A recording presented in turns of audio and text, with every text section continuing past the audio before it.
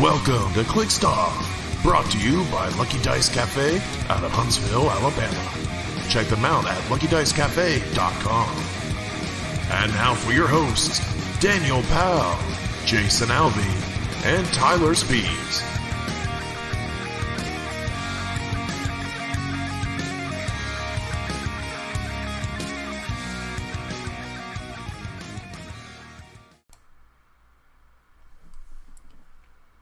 Hey everybody, welcome to Clixed Off today. This is your host Daniel Powell speaking.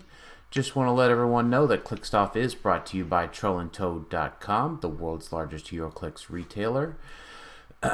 Check out Heroclix new and old on TrollandToad.com and use coupon code CLIXEDOFF for 5% off your Heroclix order. Merchant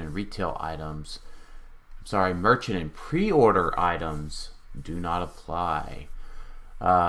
And also, if you like what you hear today, check us out at patreon.com/clixedoff, $1 and above. Gets entered into our monthly giveaways as we have them. And $5 and above gets entered into our Discord server for Heroclix strategy and tactics. Also coming up is the Clixed Off Classic on October 16th. Event details are located at facebook.com/clixedoff. It's going to be located at the Denton Shelter House in Henderson, Kentucky. 300 modern, doors open 9 a.m., event starts 10 a.m., and then the Chad Birdsall is judging for us. So, got a bunch of pricing updated. We've got, convention exclusives, maps, brick, case, all the way pricing out all the way to top 8 and top 16.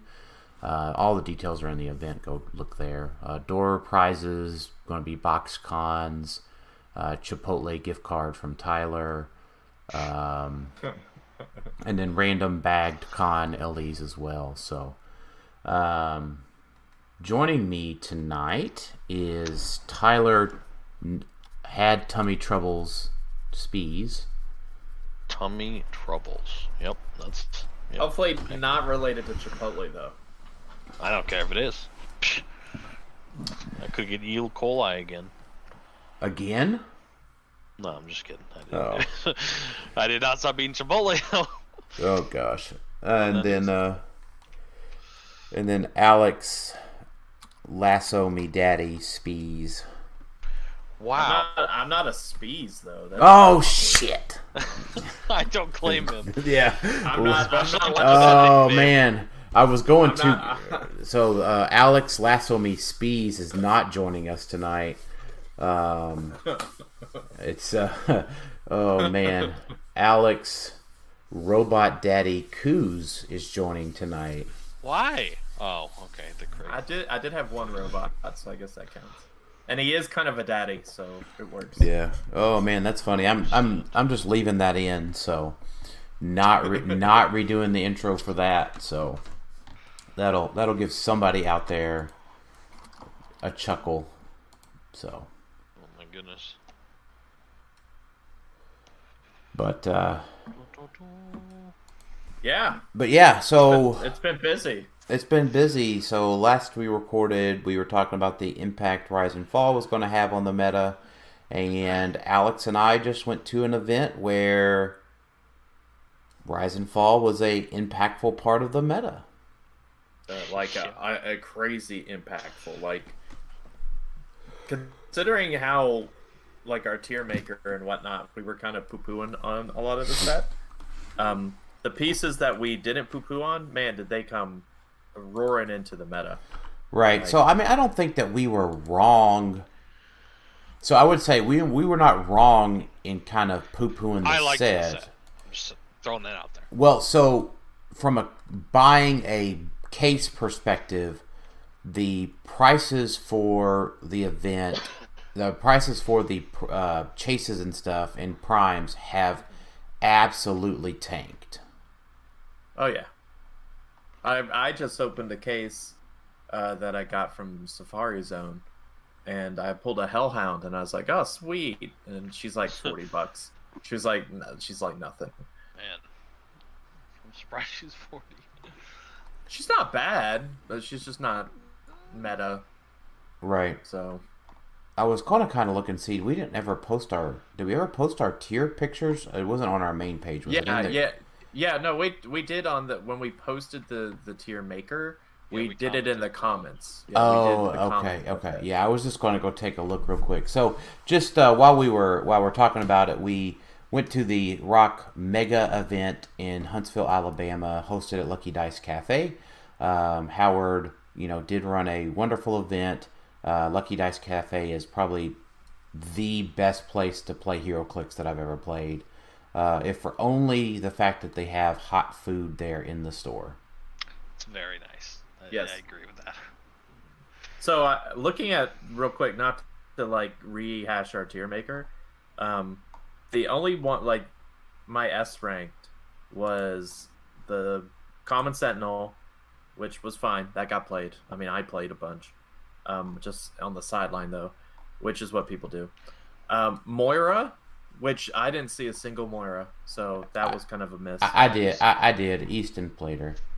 Okay, so Easton, so it wasn't a complete miss. Mm-hmm. Magneto, obviously. Professor X, obviously. Blackheart, obviously.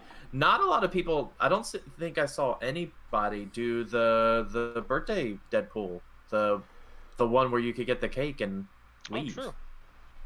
No, nobody. Didn't see anybody did that. I don't think anybody did that. But we also just kind of left it. Are we talking about the Ultra or the? The Play at Home kit. Right, the Play at Home kit one. Yeah, nobody actually did that one. No, because we put that so high because we're like, well, it's just you get it and you just trade out. Like, no one's actually playing this figure, but you do it to get the birthday cake and then you just leave. Yeah, like what people do. Yeah, and what a lot of people do at birthdays anyway. So yeah. Show up, get some cake, and leave. So pretty close. I mean, my A's were the Guard, Exodus, Tempo, Emperor Gladiator, and Prime Mimic. So I mean, I don't think there's everything else on my list I didn't really see outside of maybe Diamond Patch on the sideline. Everything else was kind of meh. Yeah, there was definitely some Diamond Patches. Yeah. So I mean, I think we were fairly accurate, right? Yeah. Ooh. All things considered.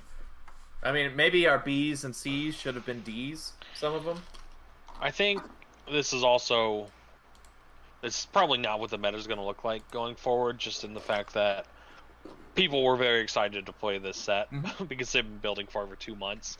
So it's probably a little bit more oversaturated than it would be, in a few months. But they're still great teams, just probably not this many of them will show up. Yeah, me and Dan were talking with, Jackson Spade? I think that's who it was.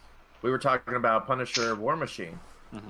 Yeah. And we were talking about how he's still really good, but he's kind of been around for a while now. And so people kind of get burnt out, and they're like, I don't want to play this anymore. Like Kobik. I mean, Kobik is still it's still a figure. Like Gardner Kobik, sure, it got nerfed with the Gardner switch-out thing, but that's still a thing. It's just no one wants to play it because it got played so much. Well, no. It's also not as good. I get it. Yeah. But Punisher War Machine's still plenty good. And it's just... He got played so much that I think people are like, I want to play something new. Something that... I don't think he's fallen to where he's bad. He's still equally as effective as he was. Yeah, probably. I tend to agree with that. I mean, given the fact that... I know we were going to talk about Ruler tonight, but just as an example, right, he has improved targeting, hindering, colossal stamina, and his free attack that he has can also be paired with different types of equipment. Yeah. So, Soul Gem's still fine on him, but you give him someone you give him something like Natty Richards, giving him Psyblast, right? He's clapping really hard. Yeah. Yeah, and he's got old colossal stamina too. So. Right. Yes, exactly. So, I mean, but he, same with. So the problem is, right? He just dies, right? But you could argue with a lot of pieces that's the case they just Kind die. of. I mean, he's gene bomb proof-ish. He's got invincible. So he that's takes true. this one. When I say he dies, I mean he dies to Sky Tyrant. That's what I mean. He doesn't, though, because he's got invincible. I can't just go up there and quake him. Well, so like the majority of Sky Tyrants play Power Gem, we'll probably talk about that later. But if they have Power Gem, they kill him, right? But who's playing Power Gem on Sky Tyrant? I mean, most people who are equipping Sky Tyrant. Well, not after this podcast. Not after this podcast. Maybe not. But it is a concern. If not, then it's harder for Sky Tyrant to deal with him. You'd have to have a power and roll a 5 or 6 probably. No, I mean, I'm not worried about killing him, right? I could probably just KO the rest of the team. So he has that's scary because he's more points, and he doesn't have the other protect. Like obviously he's easier to kill than Blackheart. He's harder to kill than Jason probably, but Jason had so much stuff, and he has a rollout. I don't know. I don't know if he holds up. Yeah, he does hold up. Yeah, I mean, especially. we're about to get a new Punisher too, so. Yeah, I mean, I definitely. Hopefully he's named Punisher. But. Yeah, I definitely agree that he holds up, right? Because Nathaniel Richards, the Dooms theme with him, there's a lot of things that go right for him. It's just I don't think he's personally good enough for me, but like he's still plenty playable. The reason we were talking to Jackson Spade about it was Jackson went really far with him and knocked me out of Tennessee Stakes last year when we were both playing him, and he was just like, well, I just didn't want to play him anymore. But you could argue also Sky Tyrant's the reason we don't really see many Immortal Hulks also. Like, Immortal Hulk is still good. Like, better than he used to be, because he can get to click 2. But then he only has he has invincible, but he can still get turned by Sky Tyrant turn 1, and then he goes back to click 1, and he just will never get back to click 2 because you have to have no tokens. So no, you don't. It's just a free if you give an action. Yeah, he has to be given a token though. Oh yeah, it's just given an action token. I got you. Right. But we don't see any of him anymore, really. But he's still plenty good. Like I agree for sure. That obviously there's phases and waves, and people just forget stuff. I agree with that. Yeah, but I mean the other thing is that Immortal Hulk may not be that great anymore since we got Molecule Man. Maybe. I mean, it's just a lot of things have changed that maybe go into. I don't know. I mean, he could use one of his charges if he has any to go through a wall, but yes, that's fair. But yeah, maybe he deserves a look. Maybe so. So this tournament, huh? Yeah, it's fun, right? So I think here's the thing, right? I mean, we can talk about round per round, but I would say clixedoff.com. I have my tournament report posted up there. For those that haven't read the tournament report, I did go 8-0 on the day. So that was fun. I would hope so. Yeah, I mean that was. I try to stay humble, folks. Okay, here, so Sure. I'm not gonna be like, oh hell yeah, brother, I went in there and I won. Oh my god, it was fun, right? Pretty sure that's what you typed in chat, in our team chat. I don't know how you typed the accent, but you typed the accent as well. It somehow came through. Yeah. Right. I'm just playing. Totally playing, guys. I know. It's all good. So the Clixed Off YouTube, I did stream the whole day on there as well if you want to see round by round. So, I mean, Alex, we can... So, I think, there was a little bit of what I wanted to talk about Illuminati, which is Stephen Bumbera, asked, did Blackheart underperform this weekend? No. And I don't know where. So no one should think that Blackheart underperformed this weekend. How many Blackhearts are in top 8? 6? So Jalen was playing 2, and then the 3. There was 2, 3 in top 8, the 5 through 8 section. So because Lucas, PJ, and Andrew all had Blackhearts, and then Jalen had 2, so that was 5. I think that's it, but yeah. still. So 5 and crazy. Yeah. Go ahead. I was gonna say there's 5 in top 8, and then there was plenty of others not in top 8. Yeah. So I don't think he underperformed. I mean, just having 5 of one figure in top 8 is a solid performance. Do you guys know how Easton and this game went? Was it close? I would like to see that. Easton and Easton and who? Jalen in top 4.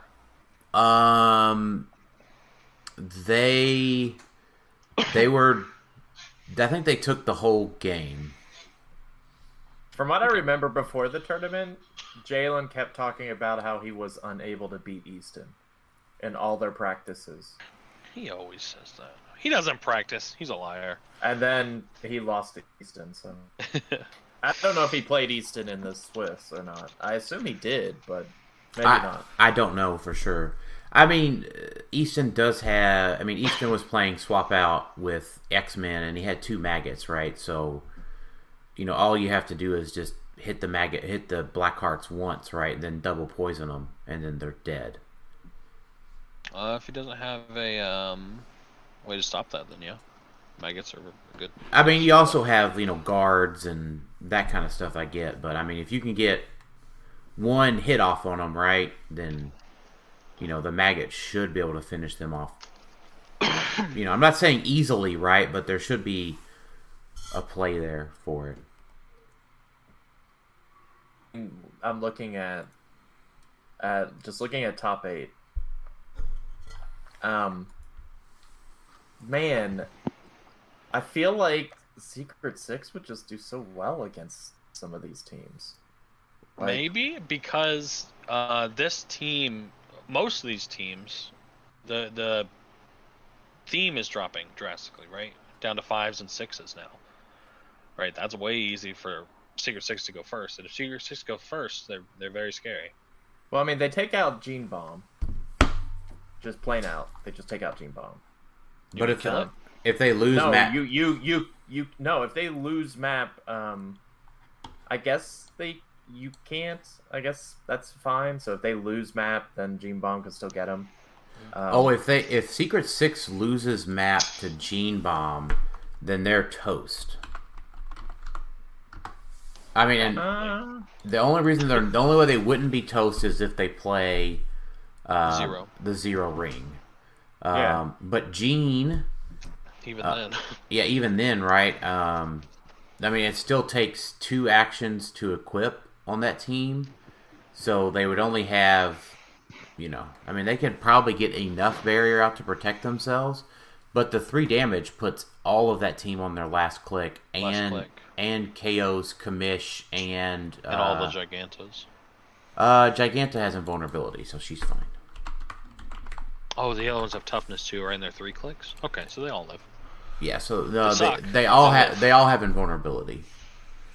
Yeah, but we didn't see outside of people playing Sky Tyrant. Like Secret Six was basically dead. Like, yeah, there was a commissioner.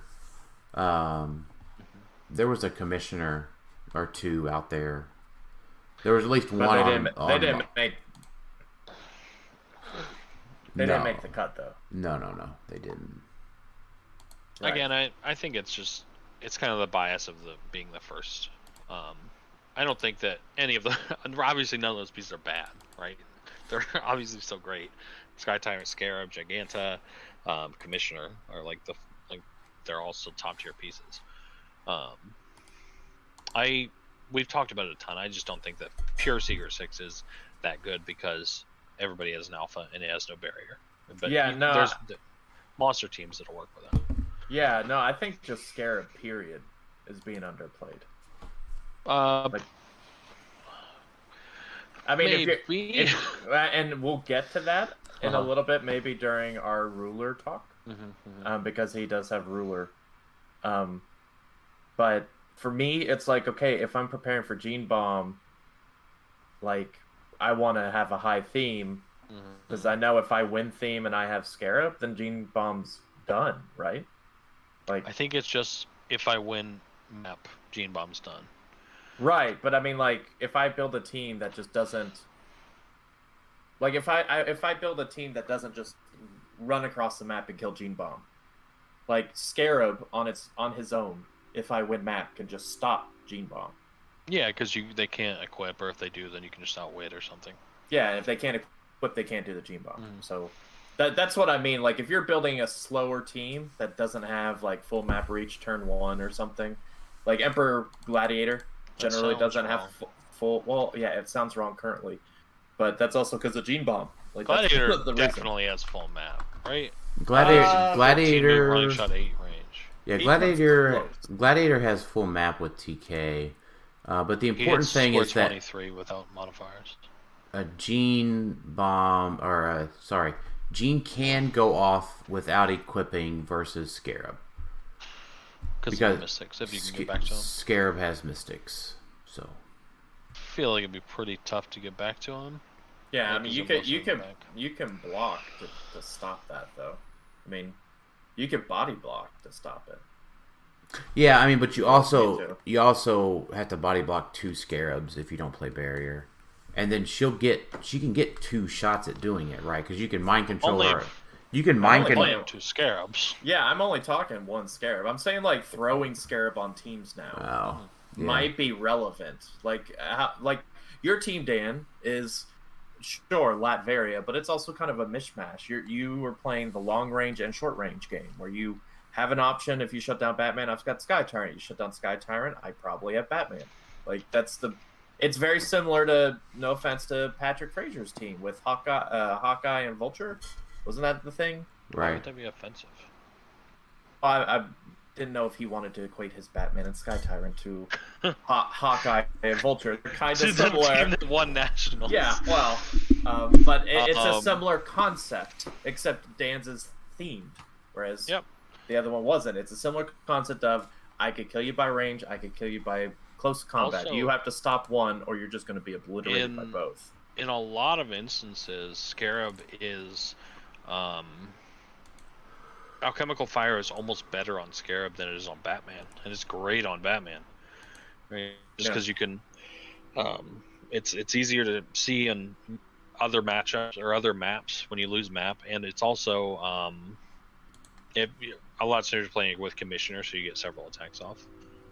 Yeah, I'm just looking at Scarab, and I'm thinking, all right, 50 points for everything he does. You know, he could be your TK piece. He could be more of a support role. I'm going to stop some things type deal. Especially if you get not reality, because you don't need double TK, but if you get the 0 ring or other things that he could just copy. Like, I feel like Scarab's just one of the better, like, his future role, since Secret 6 probably isn't it necessarily, is seeing him as a support, like a piece you've got to think about playing against, because you can throw him on a decent amount of teams. But that hasn't happened yet, though. I haven't seen a lot of teams where it's like, I'm playing all these things and I have 1 Scarab. Like, I haven't seen that yet. I agree with what you're saying. I think he is underplayed. Yeah, he's underplayed, just in general. Not Secret 6, just in general. To talk about my day real quick, because I haven't talked about it. I went 2-2 and dropped because I knew I didn't have enough points. And I was right. I wasn't going to be anywhere close to points when I saw the top 8 that went in. I won my first 2 matches, got obliterated by Dan in the 3rd match. And then my 4th match, I misplayed. Me and Azareth actually tied at 125 apiece, and we went to roll off. He rolled a 4, and I was like, sweet, 4, this is great. And then I rolled a crit miss. I didn't know that. Yeah, I misplayed. Like, the second to last action, I was trying to kill his Jubilee. I didn't know his last action. I knew we were getting close. He had the Dragon Jubilee. The Jubilee had transformed. He was at Arthur's Castle or whatever. I knew she was down to like her second to last click or her last click, and so I shot her with one of my. And this is I shot her with one of my Sentinels. So he died because she has Mystics when she's a dragon. So that got him to 125. I should have shot his Molecule Man. But once again, and I'm going to emphasize this to everybody, and emphasize you make your opponent actively show this. Azurth did nothing wrong. I should have kept him up on this. He wrote down who switched for who, but he switched. He had one multiple man in, and he switched one multiple man in. So I did not keep up with which multiple man was the switching because he was worth more points. That was on me. I should have done that. Oh, so you should have shot the. You should have shot the multiple. One. You should have shot the multiple man. You did say Molecule Man. You meant multiple. Sorry, multiple man. Okay. I should have shot the multiple man because I could have killed him easily because a Sentinel could just one shot him. But I didn't because I thought, oh, I need more points. So I shot Jubilee, not knowing, because also, once again, switch out. I killed some switch out pieces. I had no clue how many points I had the entire game because I don't know. Like, he wrote it down and it went fast, and I knew who sort of switched for who. So I knew, like, and once again, this is nothing against Azurth. He did exactly what he was supposed to. I should have taken more time to write things down. But if I had not taken out gone for Jubilee because I got her at the last click, if I gone for Molecule Man, my Sentinel would have survived, and I would have won 125 to 110. But instead, we went to a roll off. But considering his opening salvo KO'd Giganta and Molecule Man, like immediately, I recovered incredibly well, all things considered. Because that was something I was like, well, crap, like. It's only 50 something points. Kind of key to the team. Yeah, and he had Emperor Gladiator, and he had and we could talk about Emperor Gladiator. Like, Emperor Gladiator made a big splash. I faced at least 2 on the day, maybe 3. 2. I faced 2. The thing with Emperor Gladiator, though, is if you've got a lot of pieces on your team, he's kind of ignorable. Like, I know what you're saying. Like, as an example, the scientist team has 10 figures and 7 of them are threats. So he can only kill one of them a turn. Right. So now he's likely 10 turns. Yeah, and he's likely to kill someone. Right, but for sure. If you've got enough rollouts, then you're probably okay. Not to say he's not a good piece, but like the first Emperor Gladiator I faced, I kind of went in and giganted the rest of his team. And then I just kept giving him action tokens, and he had the power. He has cosmic energy, but he can't get something. You don't hit that often. So I kind of stonewalled him on that one. But when I went against Azurth, I kind of just ignored him because I knew, all right, here I took out my 2 guys. He can maybe kill. I don't think he could have killed Wonder Woman in 1 turn. No, because you have to do 7, so he couldn't kill Wonder Woman in a turn. I had played against Azurth Sorcerer Strange. First time I had played him in a long time, but when I saw the matchup, because he had a Dark Phoenix and a Phoenix, I was like, okay, I need long-range Pensai, especially against Emperor Gladiator as well. I need penetrating, and I need those rollouts, which was huge. Having the every attack, being able to prob it, was big for this, because he kept missing with Jubilee. Because Jubilee goes down to like a 10 attack at some point. But yeah, Emperor Gladiator, he's real good. It's just, I don't know, like, he's not, you can't just ignore him, but at the same time, if you're building a team with a lot of pieces that can like body block and stuff like that, you can help mitigate Emperor Gladiator a little bit. Because he is scary. He's like, what, 13 for 6? Because they equip Power Gem? Yeah, with maybe Power more Gem, than that, right? Yeah, he's 13 for 6. Yeah, yeah, and then none of them ever did this. Like, they bopped out Shi'ars, but they never got any of the Shi'ar to drop flags, which I thought was a little weird, but I guess you don't need 7 damage. Malcolm did it to me. Yeah, it never happened for me. But yeah, Malcolm did it for me to get him up to 5 because he was doing the Illuminati swap out and had Soul Gem on him. Yeah, 7 damage is a lot less scary when your main attacker is 30 points with a stop click. Like, you know. Yeah, and that was the other thing. He dropped a Shi'ar soldier. Mm-hmm. So, I mean, I was able to get to 125 because I killed his Shi'ar soldier. Wait a minute, who's 30 points with a stop click? High Evolutionary. I'm not talking. I'm just talking the meta in general. Gotcha. Yeah. Now there was my first match was against a animal team like Tylor's, not exactly like Tylor's. Oh, I didn't see an animal team. Yeah, it was animal. It was like 3 maggots, High Evolutionary, Gorilla Grodd. Yeah, it was superior. It was superior for sure. Wait, which Gorilla Grodd? The common? The uncommon, yes. the uncommon from Wonder Woman. Dan's Gorilla Grodd. Yeah. Yeah, the 75.1. Okay. I tested with the con, not that one. Yeah, because it gives friendly characters with animal +1 attack and leadership, and you pop out Gorilla Knights. So it's not bad. The problem is that he's 75 points, so I went for him. I was like, I want 75 points, please. It was a close match. It was my first match. It was close because he hit every single super sense with all 3 maggots. Like bam, bam, bam, constantly. But luckily I had Lord Doom, so he eventually got down to the point where he could bring in like 1 Eenie or 1 Meanie. And when you can bring in 1, well then you're almost to full power because 1 maggot drops the Eenie does something, sucks up the maggot, the Eenie.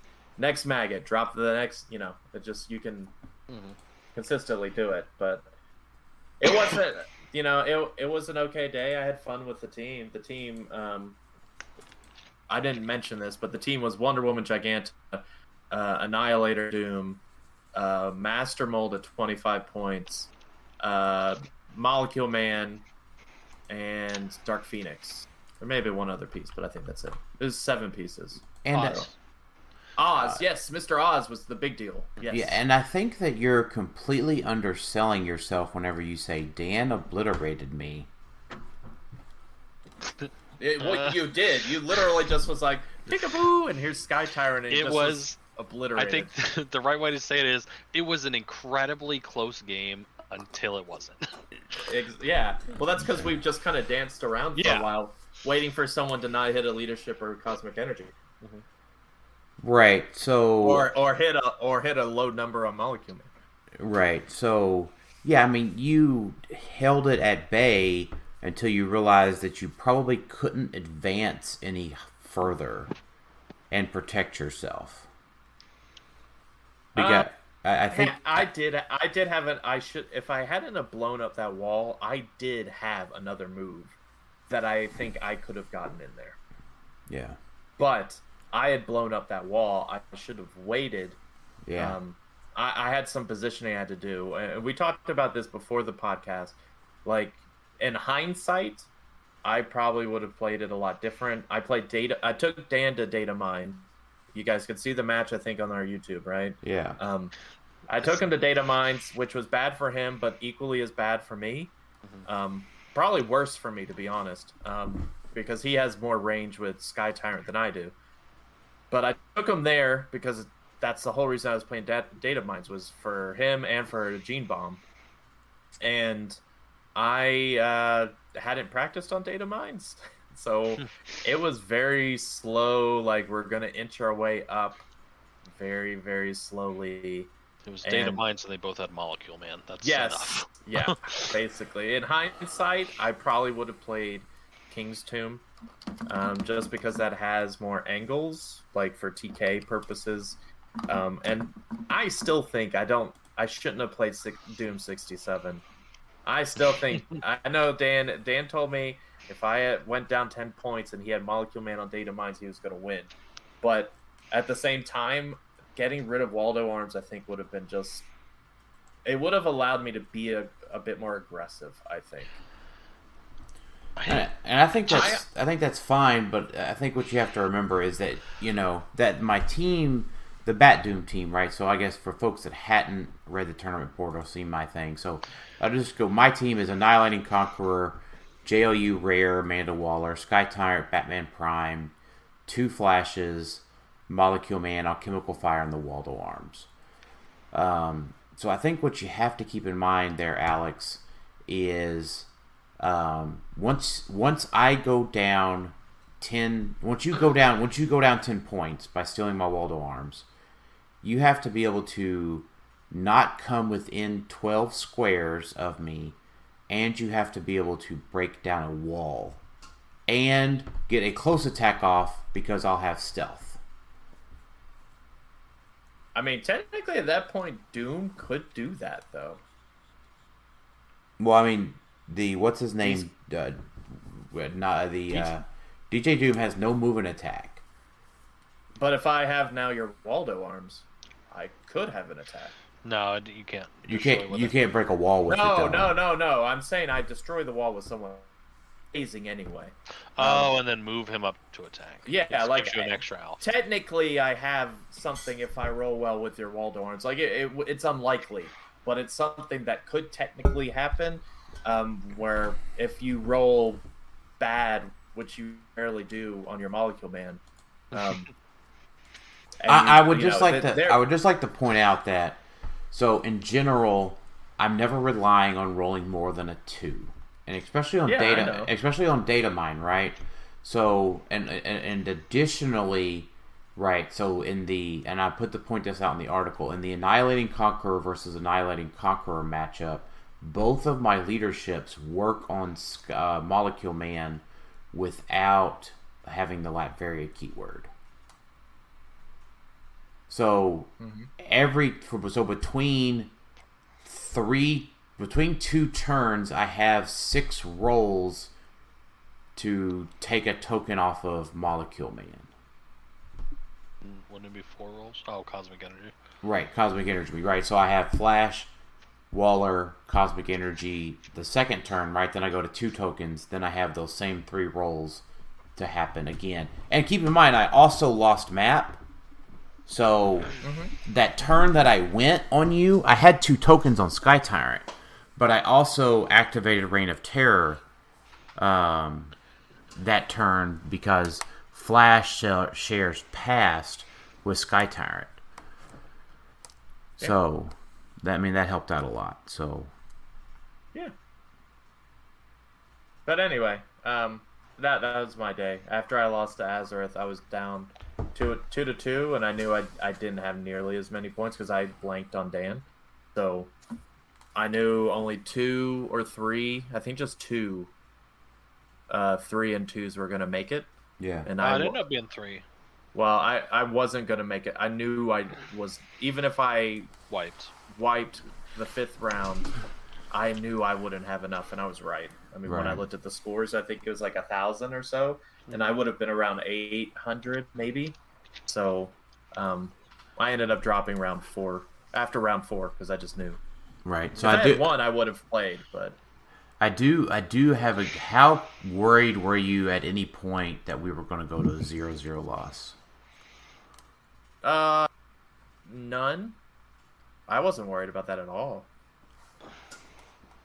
To be Like honest, you guys were both. It looked like you both were attempting to advance. It was slow, but you were both trying to score points. So it didn't seem like it was going to go to. Yeah, I think that turn that you left the hole open. My plan was, if you didn't leave that hole open, I was probably going to move back because I didn't see, after that turn, I didn't see any reason to advance any further, and I was going to move back to my starting area. Yeah. So I saw the 0-0 loss as being a very real possibility very quickly after that. See, I didn't because, I mean, this doesn't sound wrong, but we're both teammates, and so I figure it was one where, okay, we don't want a 0-0 loss. Not that we would ever give up anything to face each other. We would just maybe be a little bit more risky and be like, okay, I'm going to take this shot even if it's not a great shot. Like, that's how I would have played it, where it's like, I'm going to just try it, even though, I wouldn't put myself up there to get attacked necessarily, but I would put myself in a position to hopefully wait for one of your rolls to not work. Even though you had a lot of rolls, like a lot of leadership and a lot of that stuff. Right. I think I could have, if I hit some more master molds and kept pumping out some guys, I could have gotten in a position, but how did your rolls go? Were you did you ever think I should wait and try to save up for a Cyclops Sentinel to get through barrier? Well, so for Dan's game, no, because first match that I played, I one map had Reign of Terror and missed 11 leadership rolls with Master Mold. Yeah, I missed every single one. I never hit a single one. Second game, one map again, I hit one out of a bunch. But that game ended early. Like, that was 4 rounds and we were done. Because I giganted him and boxed in his Emperor Gladiator, and he was kind of done. So Dan's game was the first one that I actually hit some. But I didn't have Reign of Terror because I went to the data mine, so I gave up the location bonus. So I did bring in... How many Cyclops Sentinels did you have? I had 2. I never brought a single one in.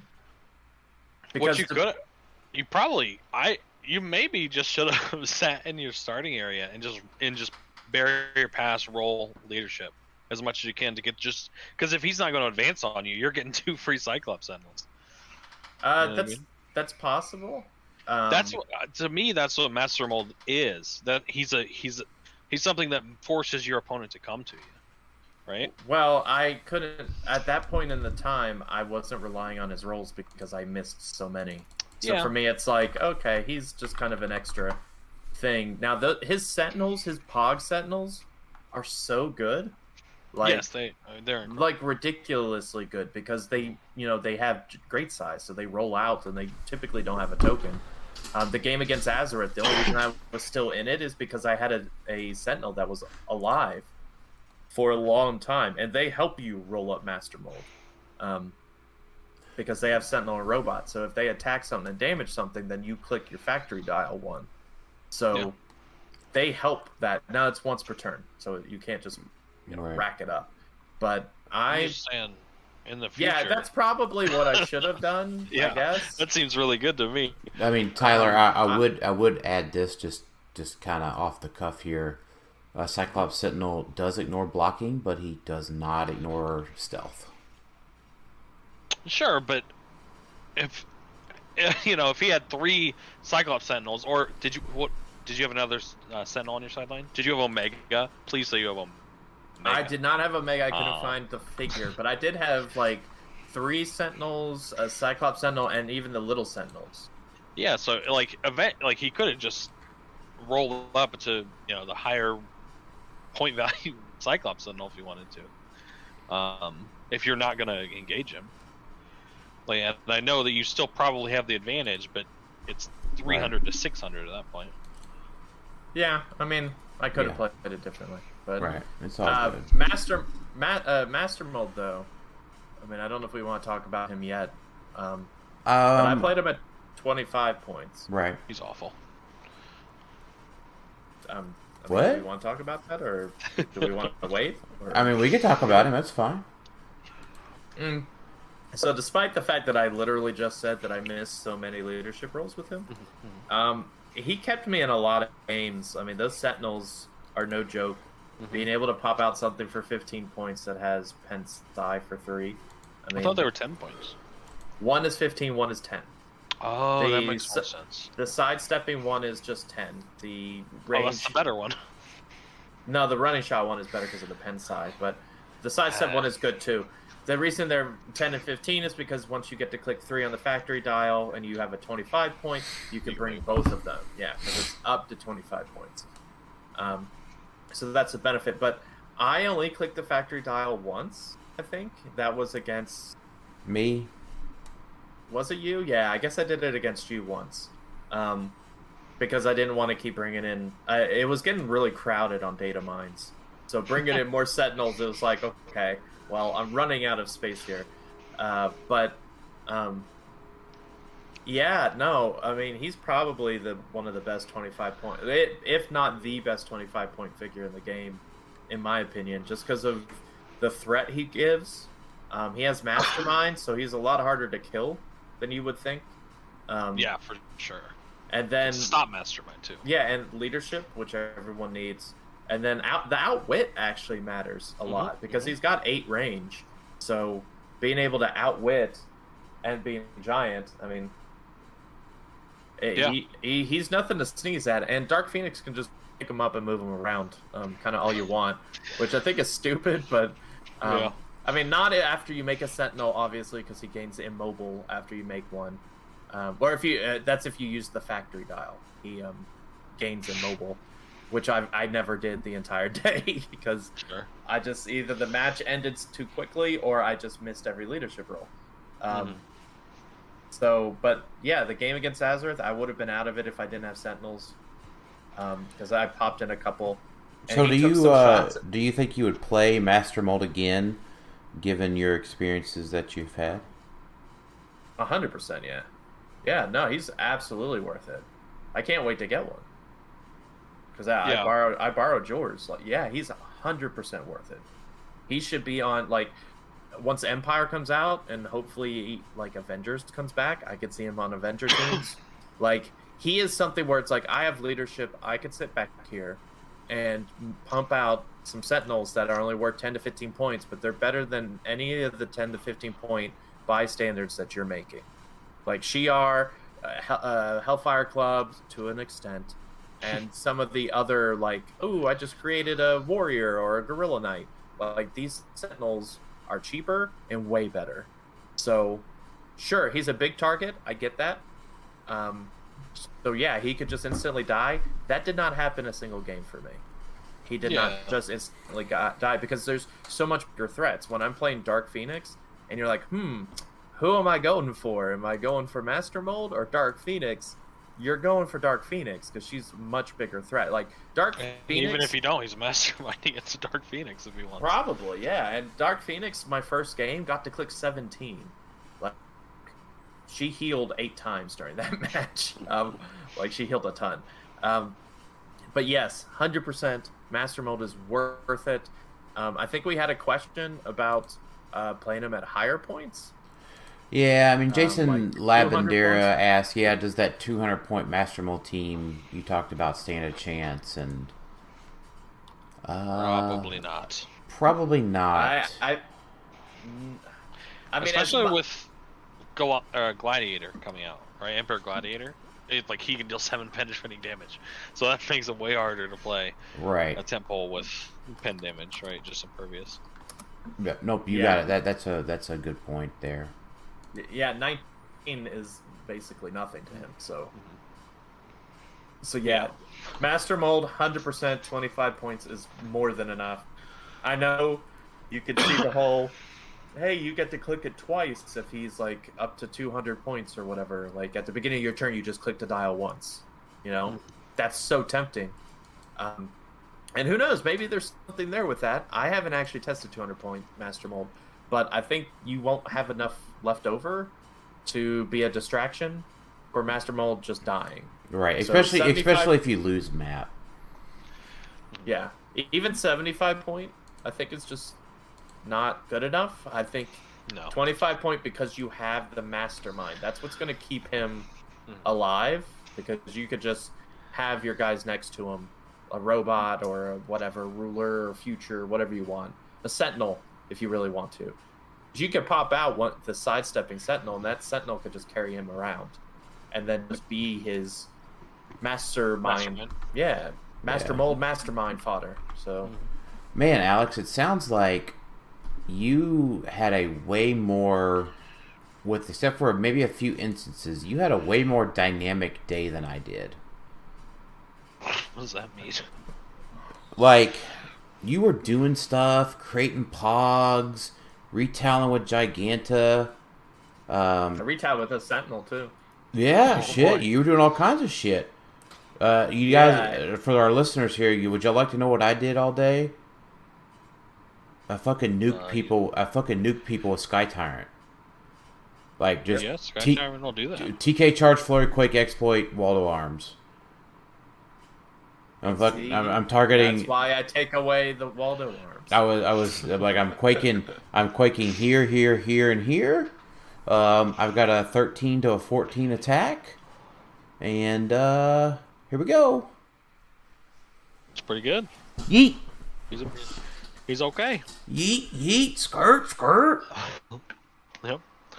Yeah, you definitely need to have a plan for Sky Tyrant if you're playing Heroclix right now. Yeah. I mean, like round 1, the guy took me to where I couldn't mind control his team, but like he didn't have full map reach. So I was just like, okay, well, are you going to move up while I clear tokens, right? Because there was no need for me to push the pace, right? Because typically turn 2 I could just go, but there's no need to push the pace.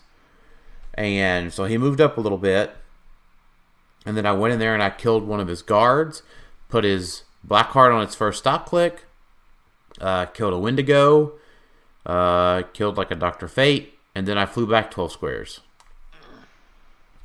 Yep. And then like... And that was a bad Sky Tyrant turn, because he didn't get any free attacks. Right, I had the... That's low variance. Yeah, I didn't do that. I didn't have in cap or anything. I think I had the +1 attack value, though, so that was nice. That's always good. Right, yeah. Yeah, you did against me. I know that much. Yes, I did. That helped out a lot.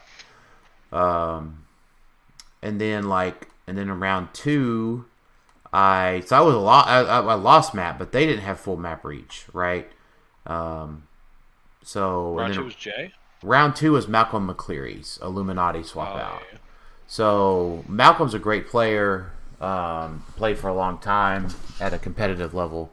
But he had I looked at his team. I was like, do you have a barrier on any of his like swap out pieces? And he was like, no.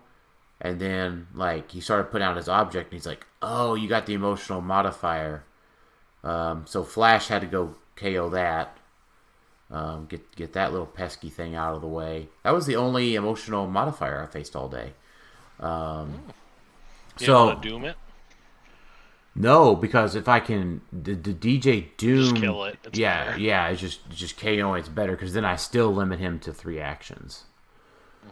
So, but yeah, I mean, Batman kept his team separate and back until I could get my Flash back to my start zone and equip Sky Tyrant, and then Sky Tyrant went out and got the Beast, and the Beast and the Mimic super rare, KO'd both of them, and then flew back. I may have even gotten a 3rd attack off that turn. I don't know, but I got some of the guards, the Shi'ar fellas, and then I can't remember if he had tempo or something else, but I mind controlled KO'd that immediately, and he also had a maggot too. But I KO'd that one as well, and the only thing that was left on his team was Emperor Gladiator at the end of the game. Yeah, Sky Tyrant does does Sky Tyrant things. Right. Yeah, and then I line out round 4 against Jay. I mean, round 3 was Alex, round 4 was Jay. That's when, the thing that we talked about when we switched to the Waldo arms was being able to get a free attack and then reposition in between the free attack, which I did exactly that. Yeah, because the second move you ignore characters on it. Right. Which is huge. Right, exactly. So you don't have to break away. I did make a little mouse calculation that almost cost me the game, as far as points go, and I should have gotten his Molecule Man, or at least tried to go after it, but I didn't. So I had to bring up my Doom 67 on King's Tomb to beat Jay. Then round 5 was Easton's X-Men swap, which Easton had it all lined out, right? Like, so I knew that there was a maggot worth 65 points and one worth 40. But unfortunately, go ahead. No, what were you going to say? Go ahead. I was going to say it's really interesting that you only get 40 points if he resets them. I didn't know that. Yeah. That makes sense, but yeah. Once you KO him, you get to 65. So the thing was for Easton, I won map, right? So I've lost map in round 5. I've lost map 3 times, and I've won map twice. But for what it was, Easton didn't have full map reach with close, so I just had stealth, right? So the Mimic that, he's got, running shot and, 8 range, right? If he picks running shot, he has it, yeah, so he was playing the Dr. Mora, so he could get running shot. From A. Yeah, from A. So, and, but he couldn't see into stealth, right? So all I had to do, Easton only had egg for barrier. So I went up there. He body blocked really well. But multiple man is 11 for 3. Mm-hmm. Right? Like a little 10-point fella just smacking on your team. Yeah, multiple man is good in that game. Right. For me, right? Yeah, he's just a really good figure. He surprised me in that game how good he was. Right. Yeah. So I smacked around on his team, and then I'll say this: I don't know if Krakoan Revival's good enough.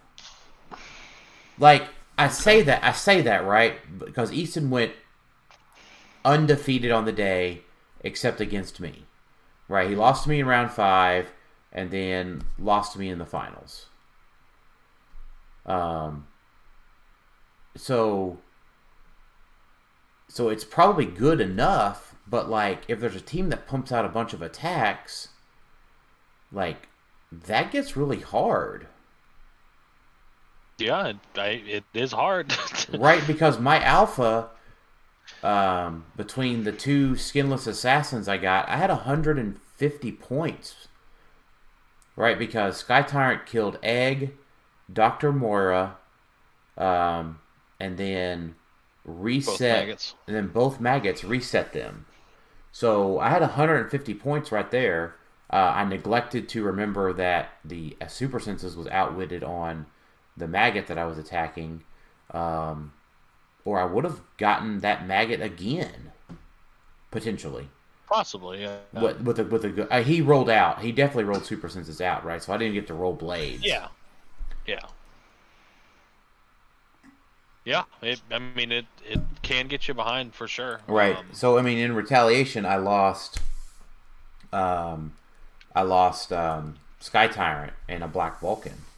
But I was never super behind in that game. Mm-hmm. That is true. So, but yeah. Then top 8 was the hardest matchup of the day. Because I almost lost to Blackheart. And luckily I had specifically. Oh, go ahead. Specifically with Harry. Yeah, that's what I was going to bring up. I don't think the Blackheart is playable without Harry. I feel confident in that. That makes sense. I can agree with that. Because there are things that get through Blackheart, but Harry stops a lot of them. And, he does a bunch of stuff. Obviously, you can mastermind to him without having to generate anybody. He gives you power for your flurries and things like that. It's just hard to... Because otherwise you're dying to maggots, you're dying to Fulcrum, you're dying to maggots who can then place, because Harry would stop that or stop the charges. You're dying to Fulcrum Abominus, who Harry would stop the places. Other things. There are other things I'm forgetting right now, but Harry stops a lot of it. Right. So I had to just charge into Harry a few times. And luckily, I had the 2 Black Vulcans, right? Down in, for sure, 100%, I won that game because I had 2 Black Vulcans on my sideline. Yes, you would not have won without Black Vulcans. Now, for sure. Somewhat, you probably could argue that I would have won with Samurai. But does he have poison? He does, yeah. Oh, okay, yeah, just some sort of poison. Right, but the penetrating poison, and I even used like the Black Vulcan got damaged down to his last click. I even reused the prob on that last click. So, like, it was tough. I had to battle that thing, right? For sure. Because he just one-shotted my Doom 67. Just obliterated him off the map. Yeah, he did.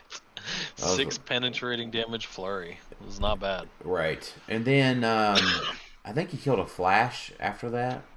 That was the other... Yeah, something else. I'm pretty sure it was a Flash. Yeah, it wasn't... I think it was Charge Flash. Yeah. No, it was TK Flash, because Charge Flash helped out a bunch. Oh, okay. Charge Flash knocked Blackheart back to his stop click. So, but yeah, that was crazy. And then top 4, J Major again. I did not misplace Sky Tyrant that game. So, yeah, Sky Tyrant took both flashes, Molecule Man, Dark Phoenix, and dealt 4 damage to Doom 67 in his alpha. And yeah, it was a lot. It was a lot. And then since I had perplexed up his speed to get there, he then moved 14 squares back. Sure. Because why not? Because why couldn't a figure move 25 squares and attack everybody twice with it was damage? 26. Okay. Right, because it was 12 up, 14 back. And there was a TK there, so I guess he moved a total of 33 squares that turn. So, that's pretty good. That's fair and balanced. Yeah, it was not, so... Yeah, Sky Tyrant is still good. Yeah, so... Just a little bit. And then the Waldo Arms. The Waldo Arms made that flurry against Jay just work. Yeah, because he was kind of spread out, and you use your Giant Reach to... Like, it was perfect, like, right in the middle. Right. 'Cause it's a 5x5 square, pretty much, right? Right, yeah, you got it. And I was very excited. I used the old Pinch on Jay. The old what? The old Pinch. Pinch. The Pinch, because his prob flash, I dropped Amanda Waller to block off the angle between him and Sky Tyrant. So you can hit him, but he can't prob you. Yeah. Right. He burned all 3 of his theme probs, and I think I used one of mine with Amanda, and yeah, I was fair, and it was fair for everybody. It's not fair, folks. It's not fair. Definitely not fair. Yeah, I'm assuming still like the team, going to play it moving forward? I think so, right? Until something else changes with it, right? I mean, I think it's really good. I mean, there's always stuff that could happen, right? But Is there any flex point on the team you don't like, or maybe something fire out? No, I think if there was anything, I wish I had an Underworld team ability to copy. Yeah, I agree with that. It's hard to fit it, but with the flashes and everything, it's annoying not having it. Right. I mean, like, Alchemical Fire on Batman is so good. I can't see replacing anything on Batman. I mean, there would just have to be some sort of object that was just the nuts, right? It would have to be equipable Side Blast, I guess, for 10 points. Well, for 10 points. And then Sky Tyrant with the Waldo Arms is just so powerful. So I would say if there was any flex points on the team, there would have to be something better than Batman Prime to come out. Because I guess Waller... Well, so with how often you're losing map, right. Would you ever consider dropping theme? No, because I think I lost map an appropriate amount of times. Right, because I won in top 8. I lost 1, lost 1. Yeah. The main save is obviously Doom is you don't have to pay 75 points for him, so it frees up a lot of it for like those smaller pieces that are really, really point efficient right now. But Doom is still really great. I love Doom. Doom 67. I went to him every matchup except against Easton. And because he had 2 maggots. Yeah. Right. And then the Lord Doom was fine there, right? And, you know, I think everything works really well. So unless there's some sort of ranged attacker for 75 points that's better than Batman Prime. It's a tall order. Right? But, I mean, Amanda's not a slouch either, right? Yeah, no, she's really good. She's my source of perplex. She's another outwit. She removes tokens from anybody on a 6 across the map. She got stealth and mastermind for defense. She's really good. Yeah, I mean, Amanda's not a slouch. And she gives Batman a permanent +1 to attack the whole game. Which is huge, yeah. Right, so... I mean, so, like, how much do you pay for a perplex? How much do you pay for an outwit? How much do you pay for a +1 stat on a figure? How much do you pay for leadership? How much do you pay for leadership? That's right. 5 So 5 points. Apparently 5 points. No, 25 points. No, 25 points, right? So for 10 There's points. cheaper, isn't there a 15.1? Maybe I'm wrong. No, I don't think so. Not with leadership. Yeah, well, like Waller, you can't remove Waller because. Well, I'm just saying it. I'm just saying that Waller is just good, right? Oh, you're saying as opposed to going on theme because he wouldn't need her, but yeah, she's just great. Yeah, I mean Waller's just great with it. So, I mean, and there's no other Batman family piece that is worth a darn besides Batman Prime. Can you copy it with? Oh, he loses it when he drops the mic, so you can copy it before you drop the mic. No, you still can,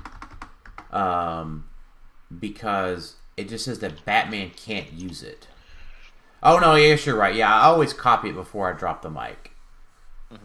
Right? Yeah, you're right. Yeah, because it has to be a team ability that they can use. Yeah, I think that's how it works. Yeah, so I mean, I just do that turn 1 regardless. Yeah, you always say. So Flash's copy. Yeah, it's a good team. It's pretty good. Yeah, I like it quite a bit. Apparently, That's a tough field for sure. Right. Yeah, I mean, I like it. I mean, obviously Tylor wasn't there with his animals, so. I was sad about that. Yeah. No robots either, right? There was robots not in top 8. There was robots there. Oh, okay. But no robots in the top 8. So. I feel like robots are still really good. So Not against Gene Bomb. Not against. They are because they're +3, so they. Not against. 85% of the time they're good against you. Not against Exodus in general. So the Exodus has a power that works really well against robots. I don't think that means necessarily that Exodus beats robots. Right. So Exodus plus Power Gem, right? So for those matchups, they incorporate Diamond Patch, and that just deletes the Sinister. Because he can't use... Can he get their stealth? A Diamond Patch gets rid of Shape Change and Stealth. Oh, okay. Yeah. So, I mean, you're still... Like, that's fine. Like, even that... Like, it's great, but you're killing a 40-point piece. Right, but like, he might have Galactus on him, too. I mean, if I'm playing him, he's not. Yeah, not Tyler.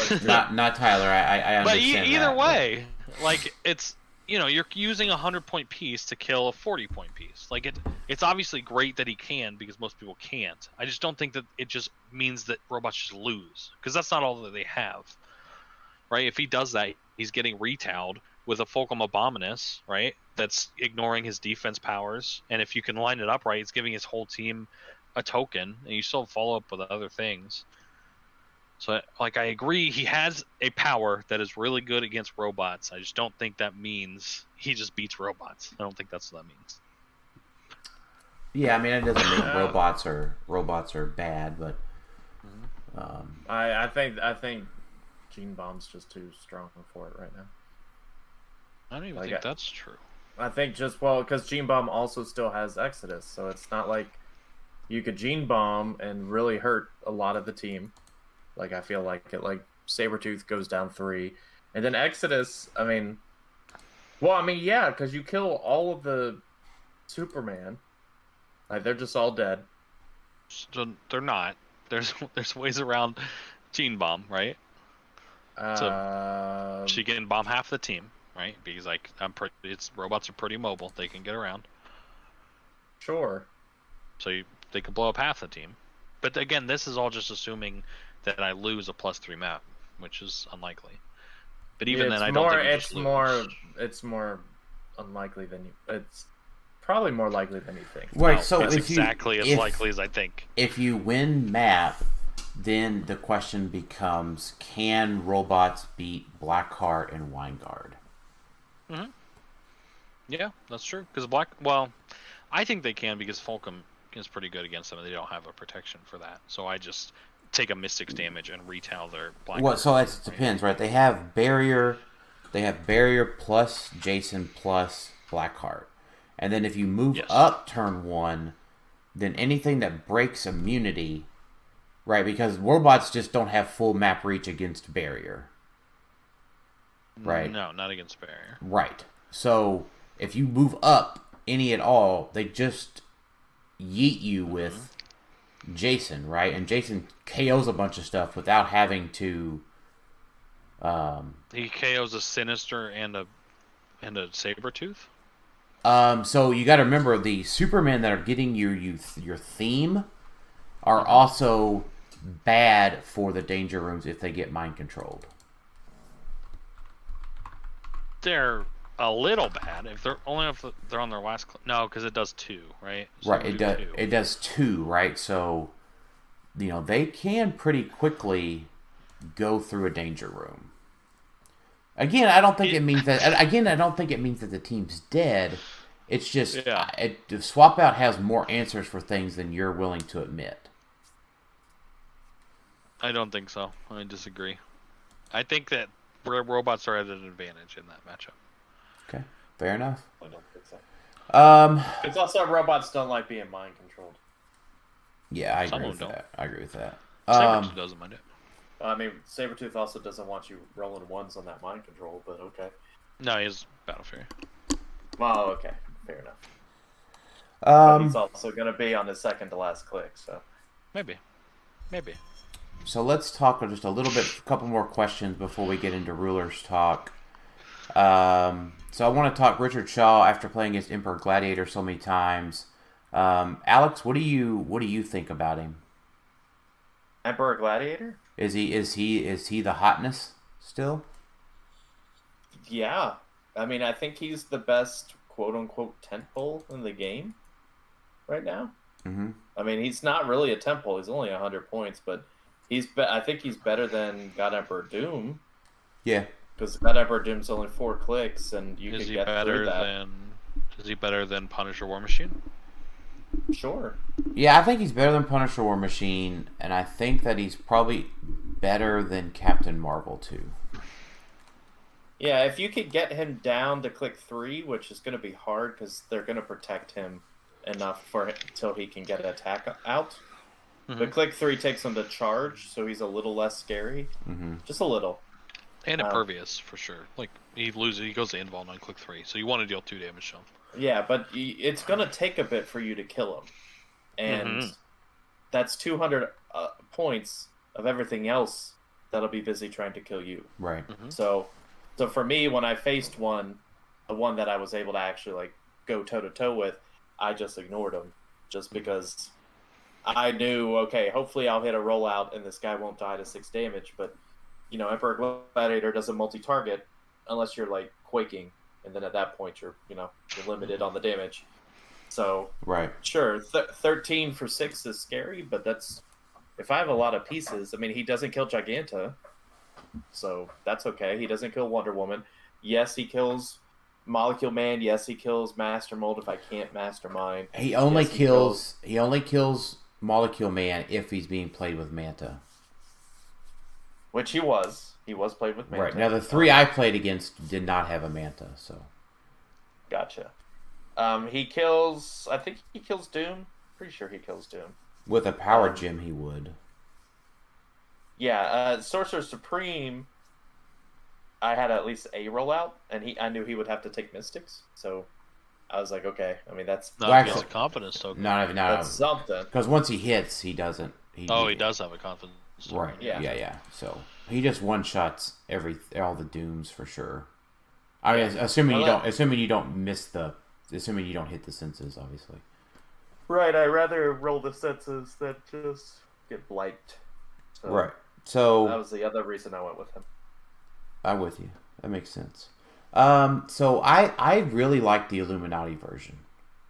Because that gives him Soul Gem that I can't KO the object very easily. And Emperor Gladiator, so what I like about that is that the Soul Gem confidence token interaction. So unless you're double tapping him with 2 tokens, with 2 action tokens, because then Soul Gem means that he heals and he's hit. If you hit it, yeah, I see what you're saying. Right. So, as long as Emperor Gladiator can get a little bit of pacing advantage, right, or a little bit of good pacing, that's really hard for him to KO because you hit him. If you don't, let's say he just rolls Impervious, right? So you get him down a little bit, but then he hits again, deals a little bit of damage, even with that Quake, right? Let's say he Quakes a Pog or Quakes something kind of turdy, right? Heals up a click. Now he's got a confidence token. Then he hits Cosmic Willpower. Does it again. Heals up a little bit more, right? It can become a bad train, even if he's the only thing left on the map with the Soul Gem on him. Can you bring on Ego Gem with that? Could you just put 3 gems on him? Yeah, so with the Illuminati switch out, right? If you play 3 Professor X's, you can swap the hood in and out twice, so you could get Ego Gem and Soul Gem, and then you could swap out, say, the Black Panther twice and get Power Gem twice. Yeah, the multiple switch out is annoying. I don't even want to. I hate the switch out teams. Oh my god.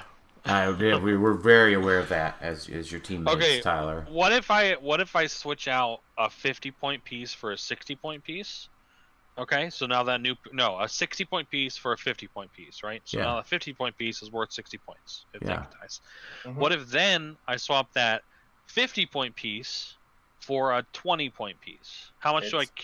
It's 50. It's always the highest, no matter how many times you replace it. But it was originally switched out for a 60-point piece. Right. Well, it's 60. It switched to a 50-point. That 50-point is now worth 60. Right. And now that 60-point piece is switching with the 20, it's still worth 60. So no. A 60-point piece is switched with a 50-point or 50-point piece.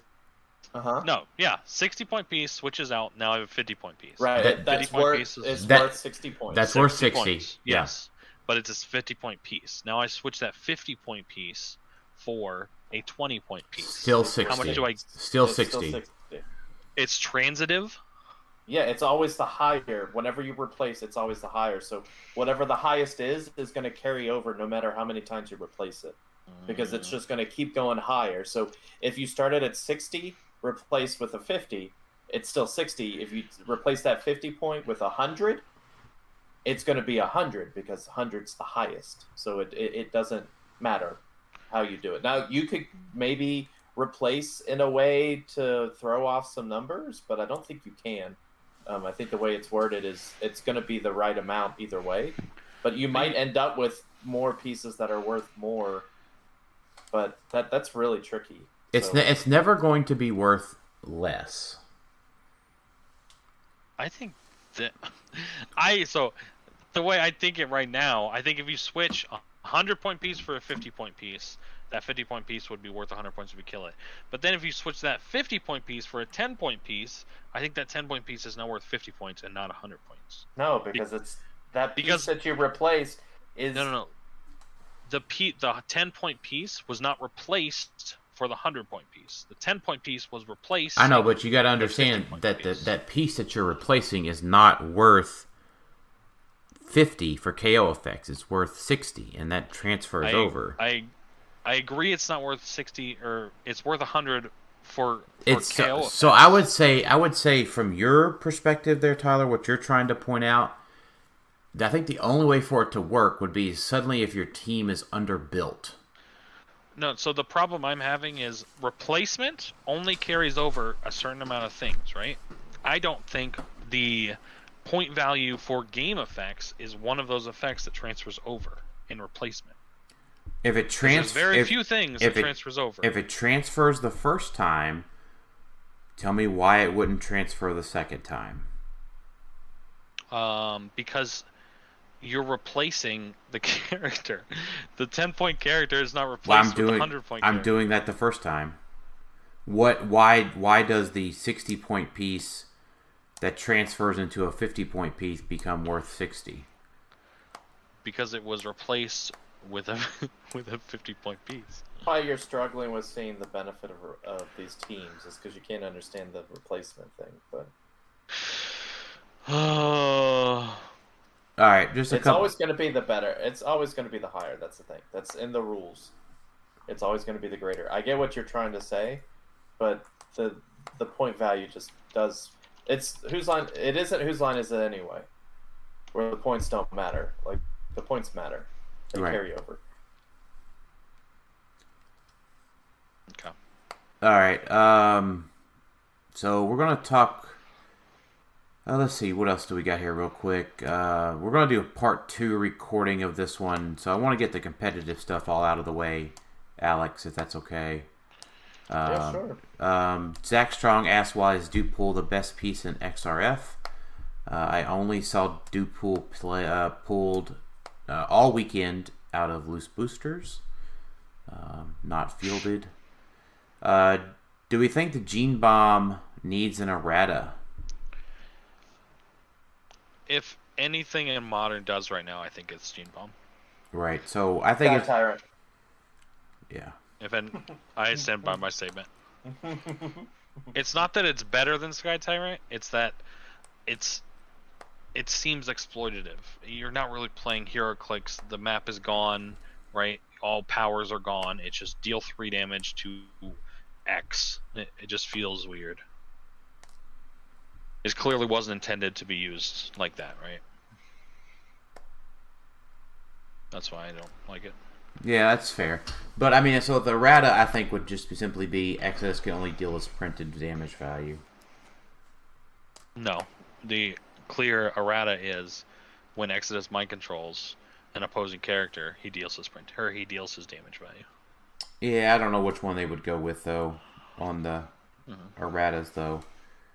Because I don't quite agree that that particular sentiment would be a possible errata based on how they're trying to do wordings these days.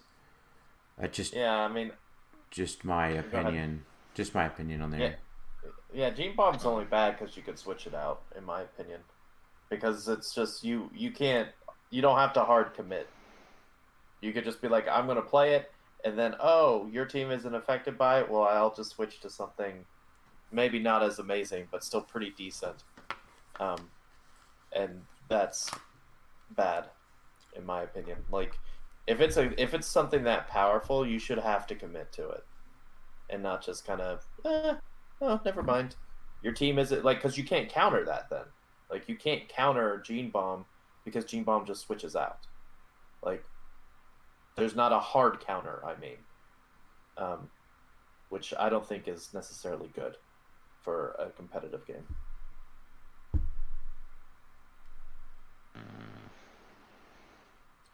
Yeah. All right. Those are our opinions. McConnell Lamar, is Weapon Hex competitively viable? If yes, yeah, why or why not? So I think that Weapon Hex could be viable on Illuminati. I'm real big on that Illuminati swap out after seeing everything this weekend. Just the free gems or the half price gems, and the variability that you can get between Black Panther and the hood or just double hoods. I mean, yeah, I like Weapon X a lot. I think she is competitively viable. I don't know if she's the best figure for 75 points. Probably not. But I think she is viable. She's got decent keywords. Yeah. She just has a lot going for her. You know what Illuminati doesn't like, though? All those objects, man. That's Scarab. That's Scarab talk. Scarab territory right there. It's true. Good. Nobody is scared of equipping right now, and Scarab can take advantage of that. Scarab is a scary man. There was a brief moment where everyone's like, shoot, we need to stop playing objects because of Secret Six. There was like a very brief moment where people were like, okay, how can I play my team either without objects or like I go and destroy my objects if I'm going against Secret Six? Like a very brief like month where that was a concern. Right. And now it's like, nah, don't care anymore. I want extra objects. Give me all the gems. Right. Well, I mean, here's the thing, right? Like, it matters though if you can go first. That matters more so than anything. Because I think like a barriered Secret Six team, I don't know, probably doesn't really matter if it goes second. Yeah, it's just hard to, because you can only do that with the ice ring, right? Whatever it's called.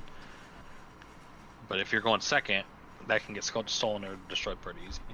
Right. And then Derek BINNENDYK asked, have we considered the new Destiny? I like her. I've talked about her a lot in our review. I think she's really good. Mm-hmm. Yeah, she would be considered if I was building with her keywords. And then Chris Cottrell. Alex, did you have anything to add there on Destiny? Destiny? Wait, are we talking about Legacy card Destiny? No, the 35 the rare. one. Yeah. No, she's not that good, so no. Oh, No, gas. she's not. You're not worrying about rally die, and you're not like that. She's too slow and too like you're not spending Moira on her. So I mean, all right, fair enough. Just gotta hope your opponent rolls a 5 or 6 or just a 5, and if not, then she literally is just there for a very expensive prop. Yeah. Because I mean, Oz is 5 more points, and he does way more. Fair. With arguably almost as much range. Not really, but you could get him in the middle of the map, and he kind of does almost the same range. Mm-hmm. Hers is full map, his is 12. I mean, that's true. I moved him up, and he just controlled everything. But she can use hers multiple times a turn. Woo! That's right. Nah. So she's not that great. So Chris Cottrell asked, I saw the top 8 was heavy with swap builds. Is this an indication of the strength of the mechanic, or was the field at the event very heavy with other swap builds? So, yes. Yeah, I think so, because I played against Malcolm, who didn't make top 8. I think it's just both. Yeah, like it does. Yes, in general. Yeah. Right. It shows the strength of them, but they're not going to be that prevalent going forward, probably. Well, I think I'm going to call Tylor here on his bias against swap. Now, I would say it's probably not going to be as steep a decline as maybe what Tylor is thinking. It's a great build that we'll see play for sure, like going forward. I just don't think like this one. It was like 5 or 6 out of the top 8 builds that swap out. That seems like an overrepresentation. Well, also keep in mind, a lot of the players in that were in the same team. The problem with swap out is it takes a lot of mental math, I think, to figure out a really, really good, efficient version of a swap out for X-Men, for Brotherhood, either way. I'll say this. Just a little tidbit of preparedness for folks. Oh boy. So I stayed with Lucas, PJ, and Azareth the night before the event, and they had at a sweet place, man. Yeah, the Airbnb was nice, right? It was video game themed. It was pretty awesome. Yes. But the Phoenix Nest folks had a printed out manual with their swap mechanics. Yeah. Oh boy. But that's the thing. So that's why you would think, okay, is it heavy this time? Sure, but that's because the people with the resources took the time to build the teams. And so they all were playing similar teams. They all didn't play the same thing. Azareth played the X-Men version. He played something different. They weren't all the same. But what it is that they pulled their resources together and they built those teams that would take a while for just one person to come up and test on their own. Right. So it is absolutely showing the strength of the mechanic, probably more so than if they hadn't, if that makes sense. Like, if they hadn't diverted their resources to that. But also, yes, it was heavy in play because, coming into it, 4 or 5 people were playing similar teams with the mechanic. So, right. But also, Lucas wanted to play Emperor Gladiator. So right, Lucas and PJs were the same. Easton, Andrews, and Azarus were all 3 different. So that's relevant. Andrews was. This is not a slight to him. Jalen was playing swap out too, for sure. Jalen? I thought he just played. Oh yeah, Jalen was right. Yeah, so it was 6 of the 8. So Jalen's was different than the other ones. Mm-hmm.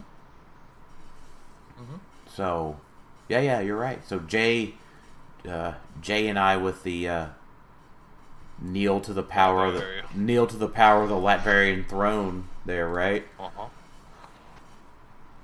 Yeah, Jalen's was only to switch out one person. And I think Andrews was only to swap out to maybe Emma and Harry. Emma and Harry. People. Yeah, Jalen was to get in Diamond Patch and a Hellfire Guard. So I think that was his switch out. Right, and then let me look at Andrews real quick. Because I think he swapped out to Emma, Chase, and he swapped out to Harry. Why does Sheila not have a he had a lot to switch out to. He had Destiny, Emma Frost, Harry Leland, Blackheart, Exodus, Sage. Oh, Fast Forces, Sage, Jean Grey, obviously for Gene Bomb, and Diamond Patch. Oh, that's true. Yeah. His whole sideline, except for Isaac, which was for Jason Wingard, was all switch out. That's right, yeah, because he swapped out Weingard and Kate for Emma and Harry. But yeah, so I won maps, so Exodus and Jean didn't matter.